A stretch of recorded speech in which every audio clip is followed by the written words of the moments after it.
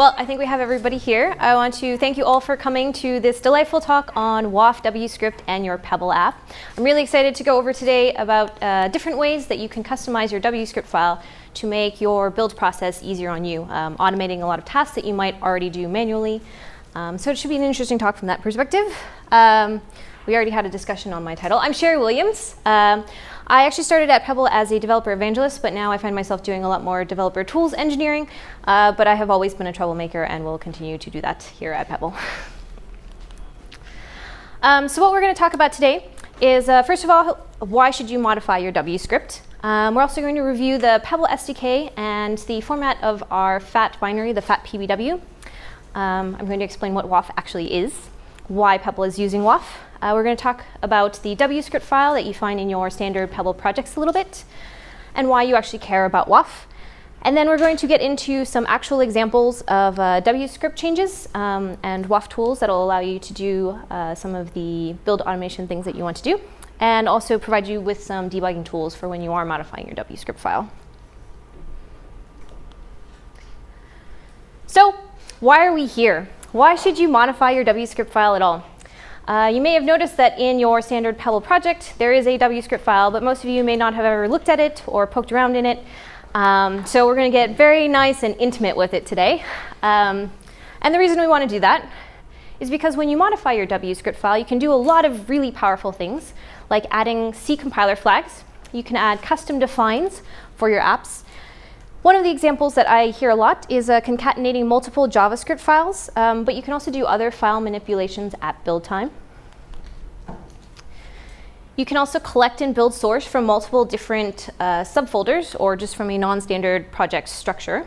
You can add a linter or two or more. You can run any arbitrary script that you want at build time. Some people do this to modify their resources and create APNGs, but you can basically modify any of your files.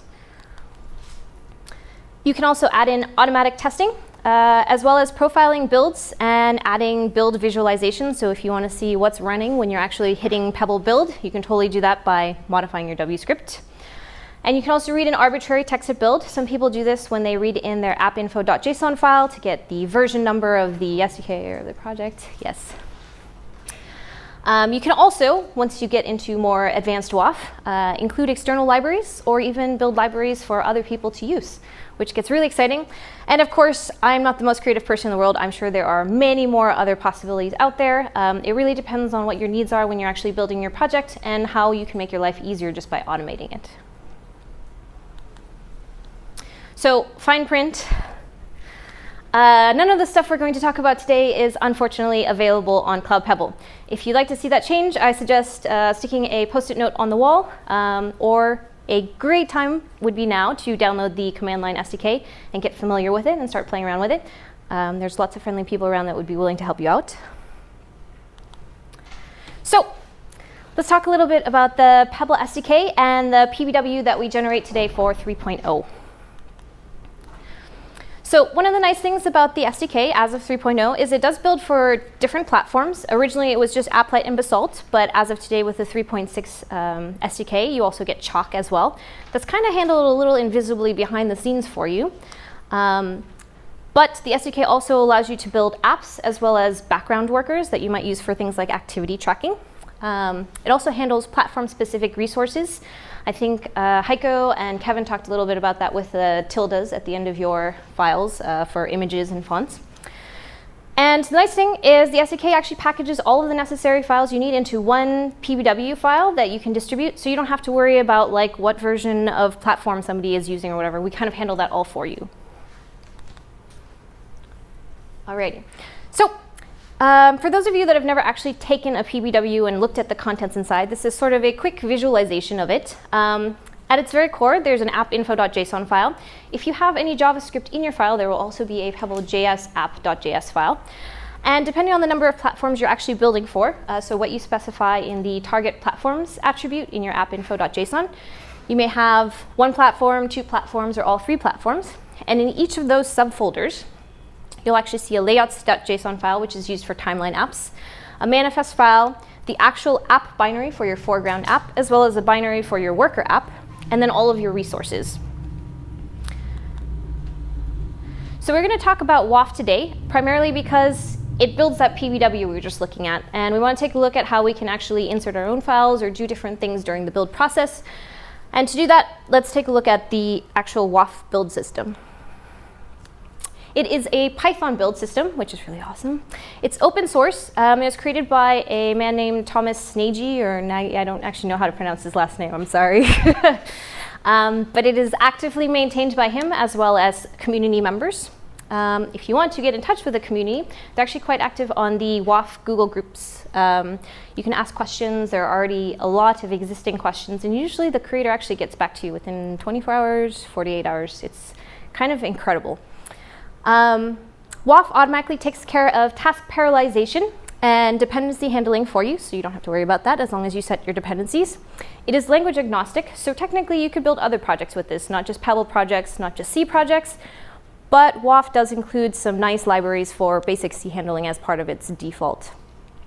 It integrates with Eclipse, Visual Studio, and Xcode, so if you like using one of those IDEs and running your builds, you can totally do that. And it includes a framework to build and distribute a custom build system, which is what we actually do with the Pebble SDK. So you're probably wondering why we picked waf. Why didn't we use makefiles? Why don't we use scons? There's many build systems out there. And the primary reason is, at some point, Brad decided we should use waf. And I don't actually know exactly what the reasons were at the time. But the reason why Pebble continues to use waf is it efficiently handles dependencies for large complex projects such as our firmware and also for our Pebble SDK projects. It's written in Python, which is really nice because all of our engineers know Python, and it's also cross-platform.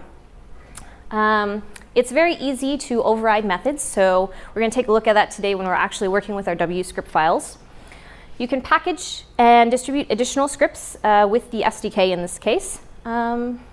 And it also includes convenience modules for logs and node, and also some convenience methods for things like file substitutions, finding OS programs, and we'll take a look at some more of that later. So what is a wscript file? Has everyone here seen the wscript file in your project before? Yes? Anybody questions? Yay. OK, so your wscript file is really kind of the power behind waf. It's the build script that runs.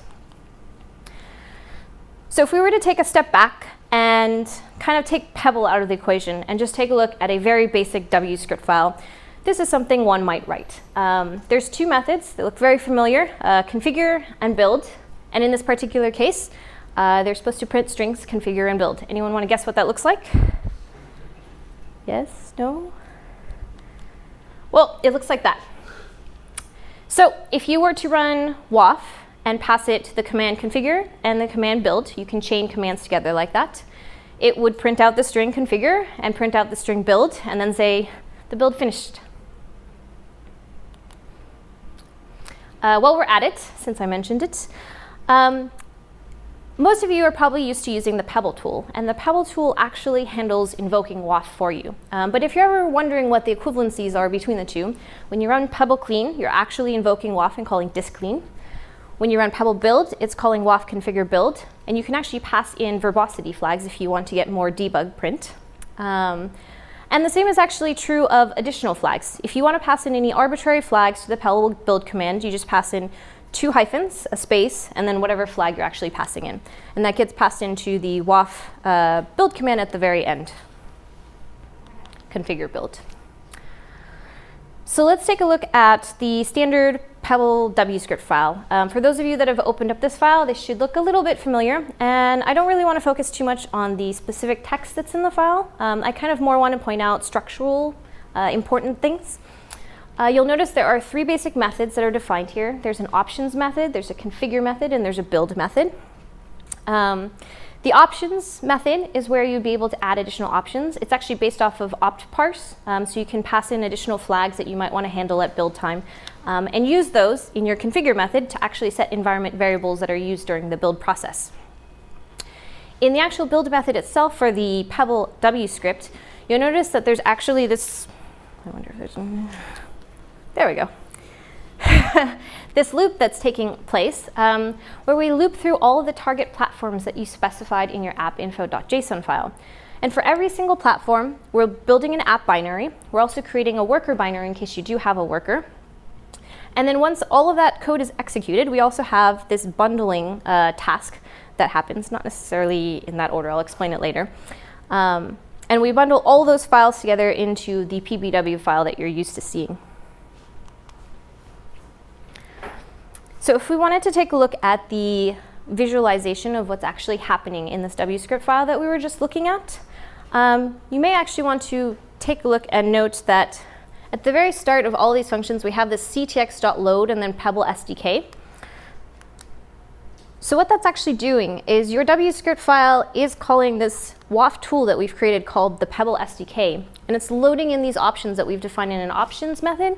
And it's loading in the configurations that we've set, as well as any sort of build task definitions. And it's kind of augmenting your existing wscript file. You'll notice that for the build method, there are a couple of dependencies. So this is just an example. You might have one task that you've defined that has to run before the second task. And you can even do that with additional waf tools like the Pebble SDK file that we include. So let's say this is some file that is generated during the Pebble SDK build process. And I'm trying to think of a good example, and it's not working right now. You can set a dependency on that file from within your wscript file. And waf is actually intelligent enough that when it takes that, it generates a build order based off of those dependencies that you specified. This is sort of a simplified model where we've just split it into 3 threads, and there are a couple of tasks that are running. But these are the exact same things that were in this diagram, just kind of in the task execution phase. Everyone still with me? Cool. Alrighty. So why should you care about waf?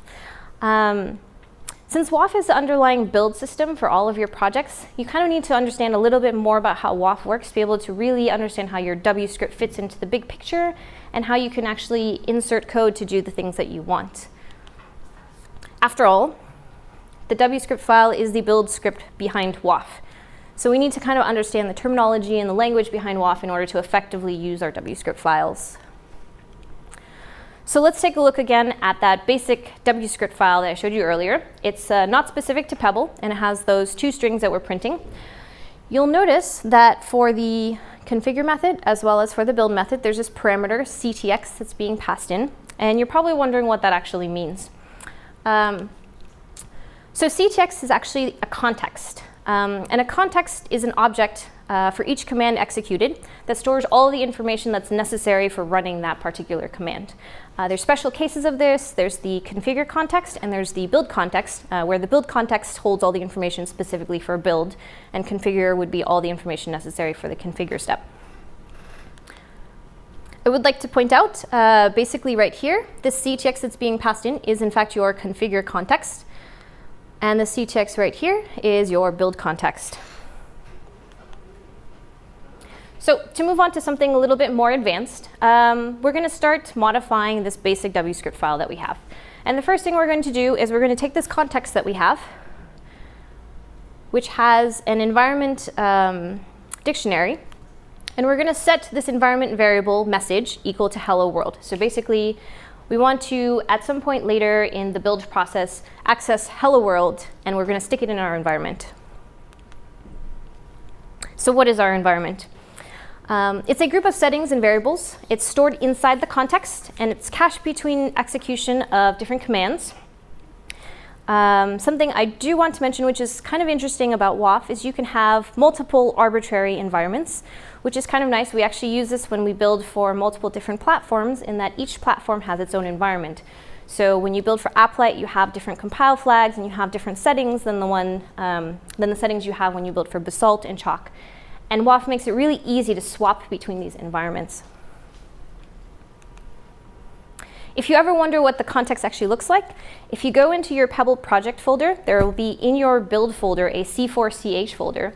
And in there are all the context written out into Python files. And you can actually see what's kind of being set. For instance, in our previous example, we set the environment variable message equal to hello world, and you'll find that in this file. The same would be true if you added additional environment variables, or if you actually changed any of the flags for your build. You can view that right there. And it's specific in the Pebble case to each platform. So let's take it a next step further. So we were looking at that original modified basic wscript file where we set an environment variable message equal to hello world.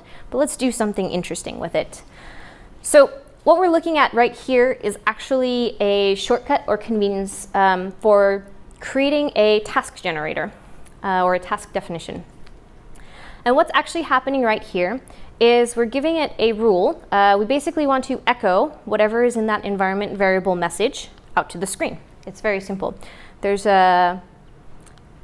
the call for the actual task generator. And you're probably wondering what a task generator is. A task generator is an object that handles the creation of tasks and helps simplify ordering. A task itself is an object that represents the production of something during the build. Generally, these will be files, but sometimes you might be modifying specific values, for instance, in your environment. They can be executed in sequence, or they can be executed in parallel. Both work. So kind of a visualization of that wscript file that we were just looking at with that one task generator. We have our build context that we created. It has an environment variable message, which is set equal to hello world. And then because in that build method we called, or we created that task generator, it exists right here with the rule of echo message. And what waf does is it goes and creates this task right over here, which echoes the message out to your terminal, which looks roughly like this. You'll see that when you run configure build, it will create that single task right here, and the output of it is hello world. Any questions so far? Doing well? Alrighty. Okay. So in real life, most projects have more than one task that needs to be run at build time, which is where things get interesting with waf, because it handles a lot of the dependency and how you schedule your tasks for you. You just need to make sure you specify your dependencies correctly. So in this particular case, we have two different task generators. The first one echoes the text string hello to a message.txt file. We have a second task generator that copies the message.txt file to copy.txt file. Now in this particular case, they're listed kind of in this order just to make it easier to understand, but you could really place this second task generator up first and this first one down here, just swap them. And it doesn't really matter because waf actually handles the ordering of your tasks later depending on whatever your dependencies are. And you'll notice here there is a dependency because the output of this task produces the message.txt that is needed for the input of this task. And it works that out, because they're the same file. It works yes, out. Exactly. So I kind of explained a lot of this already. But the build order is the sequence in which tasks must be executed. And a dependency is actually a bit tricky, but it is what represents the conditions by which a task can be considered up to date or not. These can be explicit, like I just showed you with the source and target, where you specify files, but it also can be abstract, so it could depend on a value changing in the environment, for instance, which you might set sometime during your build. waf uses these dependencies to determine two things, actually: whether or not the task needs to run at all, and also what order it runs in. This is interesting because it means that you're able to do incremental builds when you're actually running your projects. And it is worth pointing out, though, that the way waf actually determines whether a task needs to be run is by taking the checksum of the file rather than the timestamp. So if the checksum of the file input hasn't changed, then the task won't run because it doesn't need to. So quick visualization of the two task generator wscript we were just looking at. We have nothing in our environment because we weren't actually storing anything. We have our first task generator, which echoes hello to the message.txt file. And we have a second task generator, which copies message.txt to copy.txt. And you can see there's that dependency between the two task generators.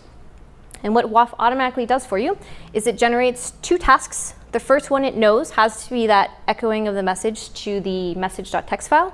And it knows the second one has to be the copy.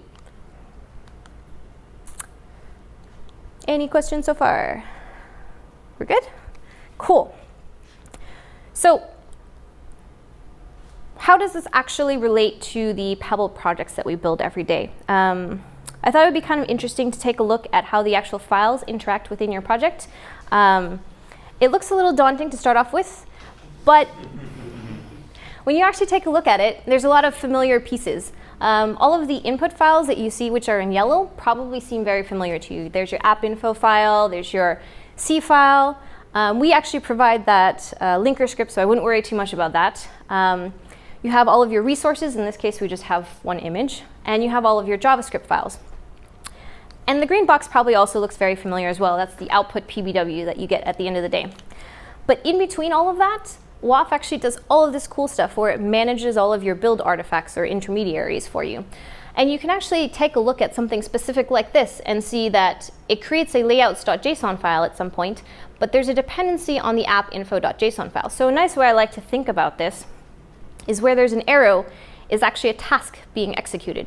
In order to get to the layouts.json state, you have to start off at the app info.json state. Does that kind of make sense? Yes, cool. I'll also have these slides available later if you want to go back and reference them. So that brings us to the discussion of nodes. A node is a data structure that's used to represent the file system. Nodes can represent both files or folders. File nodes are usually associated with signatures. Those are the checksums that I previously mentioned. And those are generally for the source files, but what I didn't mention is that when you have build files or build artifacts, they also get a task signature. So something I wanted to kind of emphasize when we take a look at nodes, if you look at all of these different rectangles, you'll notice that they're all files or folders. The ones in the upper right-hand corner that have this dotted line don't exist at the time that you actually execute your Pebble build command. They get created during the build process. But waf doesn't actually distinguish between files that already exist and files that will exist. They're all considered nodes. So you can have a node for the build folder or a node for the app.pbw folder, but when you run the Pebble build command, those files don't actually exist yet. They just will. Which brings us to commands, which I kind of already mentioned previously when I was talking about chaining them together with configure and build. A command is a function given in the, or defined in the wscript file that can be executed just by calling it on the command line, and it can be chained together. You're probably not used to seeing the waf syntax, but again, if you run Pebble clean, what you're basically calling is waf disclean. And when you run Pebble build, you end up calling waf configure build. So it's calling the two different methods you've defined as configure and build. So if you look in your wscript file, you'll see exactly what's actually being executed when you run Pebble build. And to kind of all wrap it together, I wanted to show you what the general waf build process sort of looks like. What's happening at a very, very high level is that it's reading in that build context, so all of your environment variables and everything that you've already set.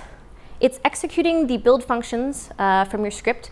So this is specifically the build method that's in your wscript. And I want to point out this specifically because the next step is the task generators generate the tasks, and then there's all this other stuff that happens, including setting the build order, executing the tasks, and then cleanup. But this point is actually very specific because you'll notice that the build method executes and everything is completed, and then waf continues to do other things afterwards. So just because you define a method, you define some sort of code to execute in your build method, it doesn't necessarily execute in the order that it's defined. What happens is you generate these task generators with dependencies, and after waf has gone through your entire build method, it creates all the task generators and tasks and runs them based on those dependencies, not on the order that you define them in your build. So quick recap. We've talked about reasons why you might want to modify your wscript. Also kind of coverage of the Pebble SDK and the FAT PBW. We've talked a little bit about what waf actually is and why we're using it, mostly Brad. The wscript we covered a little bit, and also why we should care about waf, and a little bit of background on waf as well and how everything kind of ties together. But at this point, we probably kind of want to move on, dig in, and actually start working with our wscript files. Does anyone have any questions so far or anything that's not clear? We're doing well? Okay, let's move on then. So If you want to actually view any of these recipes, you can go to developer.getpebble.com/build. Right now it just links to a GitHub repository, but we will start building out that section with additional information and explanation. All of the recipes that we're just about to cover are going to be up there, so if you want to reuse them or kind of take a look at them later for reference, they'll all be available. So for the very first recipe, we're going to add some compile time flags, just to have a little bit of fun and kind of demonstrate what you can do with a wscript file. And as I say that, I immediately tell you that we're probably not actually going to modify the wscript file too much. We're actually going to create a new file called pedantic.py, just a Python script, inside waf tools, which is just kind of an arbitrary folder in my particular case. The reason we're actually doing this instead of not doing it in your wscript file is it gives us a lot of benefits. The first obvious one is your wscript file will change. Sometimes we change it in the SDK. And if you put all of your code in your wscript file, it makes it really hard to actually go back and edit it and make it work. But if you have it extracted into this external waf tool, it makes it really easy to load in just that snippet of code every time. So you have basically one line that you're adding in instead of, well, depends on the complexity of your code. So in this particular case, I picked kind of an arbitrary compile flag to put in, mostly one that allows me to demonstrate to you how this works. I don't think you'll ever probably use pedantic as a compile flag, as it is rather noisy. But in this particular case, to add the compile flag pedantic, it's really easy. Again, you're looking at this context that we have and the environment that's associated with it. And all you're doing is appending the value pedantic to C flags. And that basically is all you really need to do in this pedantic.py file. In your wscript file, however, I mentioned you need to load that external code in. And waf provides this handy method called ctx.load. You pass in the name of the tool and the location or the path of the tool. You'll notice it actually looks very similar to what we're doing with the SDK. And that's, in fact, because this is the exact mechanism we use to actually bring in all of the additional SDK scripts that we use to build your projects. So if you actually run this in build, your C compiler will get very pedantic and angry with you. But in practice, you're probably, again, not really going to use this. This is just for the purpose of having an easy example to show you. This generates a bunch of errors when you try and run the build because you've included that pedantic flag, which is right here.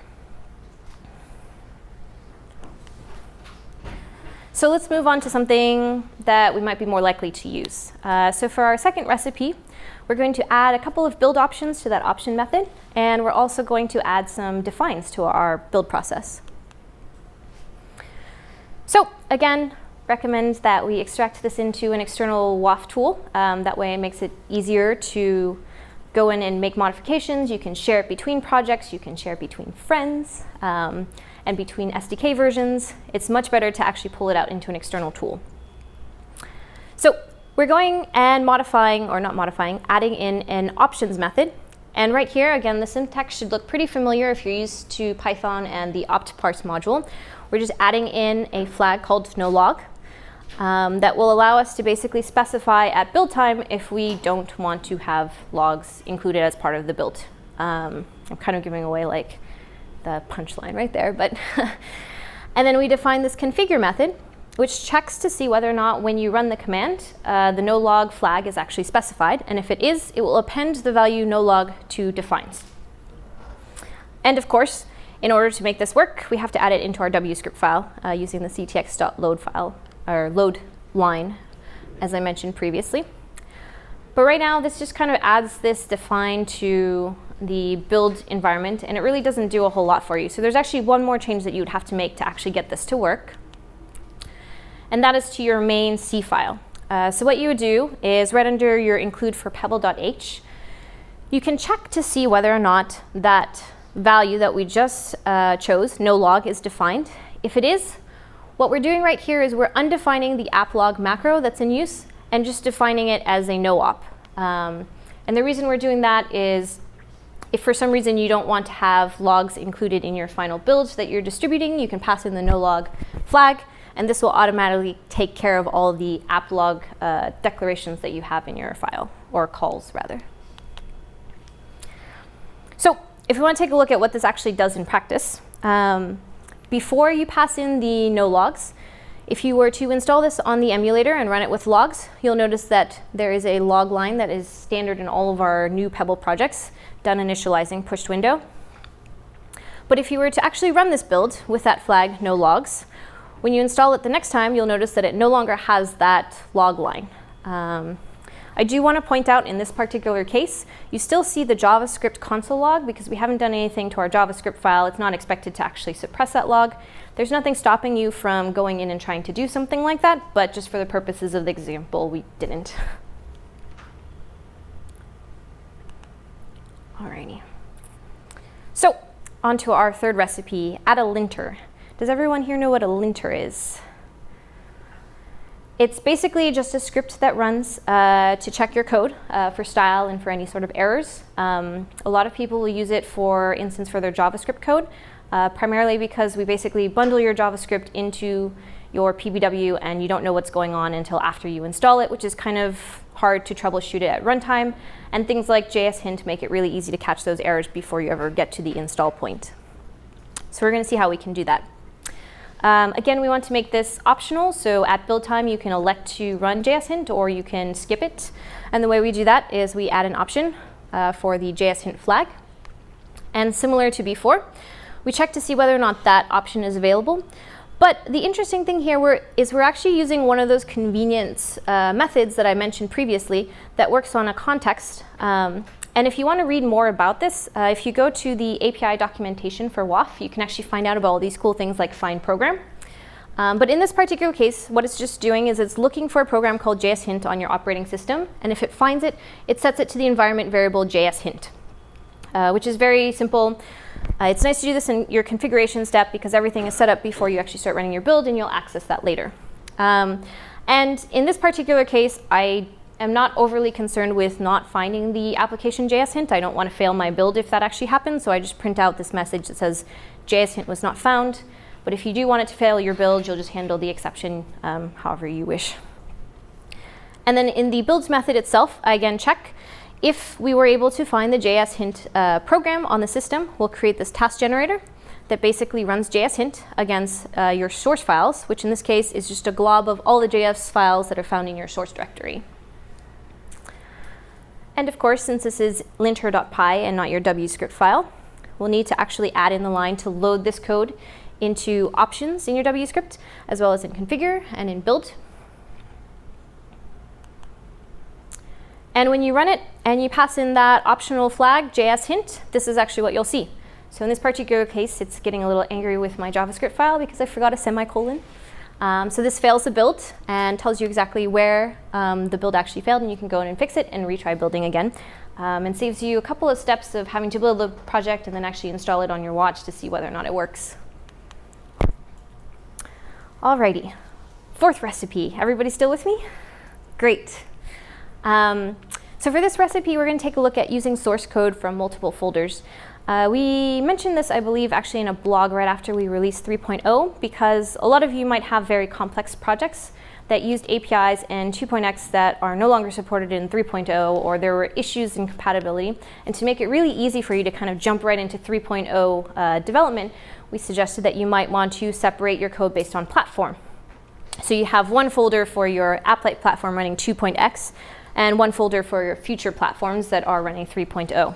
I do want to make the distinction that although we're looking in platform folders, it's very important to remember that applet and basalt are different than 2.x and 3.x, even though in this particular context the original motivation was to save the 2.x platform from having to be built for 3.0. So in this particular case, we actually have to modify the wscript file directly because we're not really adding additional functionality. We're taking task generators that we've already defined in our base wscript file and modifying where it's looking for its source files. So in this particular case, we're looking inside the build method, inside that loop again, where you're looping through all the target platforms that you've specified in your appinfo.json file. Originally, what your default script looks like is this. We're passing in a glob of all the C files in your source directory. But what we want to do now is instead we're passing in a glob of all the files that are in a subfolder This is just basically a string substitution in Python. And we're passing in the platform name. So the first time this runs, it'll be Applite. The second time it runs, it'll be Basalt. So what it's looking for here is in the source folder and in the Applite folder, all of the C files or whatever platform is running at the time. And we do the same thing for the worker as well. Right here we have that additional insertion of the folder name. Any questions so far? Cool. So this is actually probably the last recipe we're going to cover today, but again, there will be many more on the website. We're going to try concatenating multiple JS files together. You might have run across some custom wscripts that have done this in the past. A lot of developers like to do this because you might be including some sort of JavaScript file that's not your own, or you want to organize your JavaScript code in a more modular way that makes it easier to troubleshoot and to actually write code. But right now, the SDK doesn't support you having a bunch of files passed in. And so what we need to do is concatenate it into that one file that it is looking for. So if you take a look at your wscript file, inside the build method, you'll see these kind of two lines at the very end. We're going to modify those, but before we do that, we actually need to add in some logic to handle the concatenation of the files. So what we're doing right here is we're checking all of the JS files, we're globbing them together from your source directory. You can actually do this over additional directories if you like. It doesn't just have to be in your source just in your source JS file directory. We're checking to see whether or not there are actually any files. If you don't write any JavaScript, then it doesn't really matter. You're not concatenating anything. And if there are JavaScript files present, then we create this task generator that concatenates all of your source JS files, which is that glob from up here, into a single target file, pebble.js app.js. And this will run after the build method has executed as one of the tasks. And after that is done, what we want to do is actually pass that file that we've just created into the bundle step. And previously, all we did is just pass in all of the JavaScript files directly. That doesn't really do a whole lot of good because really we only use the pebble.js app.js file. So what we've modified this line now to say instead is use the pebble.js app.js file that we've just concatenated everything into, if there are JavaScript files, otherwise just pass in an empty list. Any questions so far? Any of the recipes? No? OK. So a quick note on future proofing. I kind of alluded to it previously, but there are times when we do change the default wscript file that is included in the SDK. And I highly recommend, if you are making modifications to your wscript, to abstract as much as you can into these external waf tools, because it makes it much easier to go back later and add them back in without having a huge mess of code that you basically have to sort through and try and figure out where everything goes. It also has the added benefit of sharing those external tools with your friends, fellow developers, even share them between your different projects. And of course, as I mentioned before, you can use them between different versions of the SDK, even if the wscript file changes or doesn't change. So I do want to cover debugging a little bit, because sometimes when you're actually making modifications to this wscript file, you might run into some problems. And using the default Pebble commands, you don't really get a whole lot of information on what's actually going behind the scenes, and you might not understand exactly where the breakage is occurring. So first, I want to introduce you to an old friend, the Verbosity flag. If you pass in Pebble build the -v, it'll actually pass the -v onto waf. And what that does, it prints out all the command lines that are being executed. So I took an excerpt of part of the build, and this actually shows the part where your C file is getting compiled into an object file. And you can actually see we're using C99. You can see, where am I looking? These are some of the defines that are included as part of your project or are included in your environment. And here are a bunch of other compile flags that we've passed in. So you can really see what's running and see what you have set up for your build and kind of troubleshoot that way. If you want additional information, though, you can also pass in 3 Vs. Don't ask me why it's 3. waf has decided that you can pass in 1 V or 3 Vs. I think 2 just is the equivalent of 1, and 4 is the equivalent of 3. But basically, 1 and 3 are your magic numbers. And when you pass in 3, it shows you all of the activities that waf is doing behind the scenes. If you notice, a lot of these lines include pink highlighted letters. These are actually called zones in waf terminology. And it's different types of tasks that waf is going through. There's actually a more complete description of what all these zones are on the waf book page. But assuming you don't actually want to see all of these, the entire debug set of logs, you can actually specify exactly which zone you're looking at. And one I really like to use is called deps, because it takes a look at all of the dependencies that you have between your tasks. And most often when you're making changes to waf scripts or to wscripts, you have a dependency issue if there's a bug. And that's where it gets really tricky to kind of debug. So I like using zones equals deps. And it'll pass out a bunch of lines exactly like this. And I'll show you something like for this specific task, pebble.h is not available, or it's unresolved at this point. And you can actually go through and take a look at all of your tasks and see what a single task is waiting on and whether or not a dependency has been resolved. So if you would like to do some more additional reading on waf, you can definitely go to the developer.getpebble.com/build page, which is a little empty now, but it's going to be filled out, I promise. If you want to learn more about waf specifically, though, I mentioned that the project is open source. If you go to this website or to here on GitHub, you can actually take a look at all the modules and see how they're implemented and how they interact with one another. If you want to ask some questions, the Google group is a great resource. I've been on there so many times and just searched for things that I've had questions on and found the answer without even having to ask. Everybody's, I think it gets several posts a day. I don't remember. And finally, if you like reading, you can go through the waf book, which is at waf.io, and read more about the different modules and how the build system is constructed. Does anyone have any questions?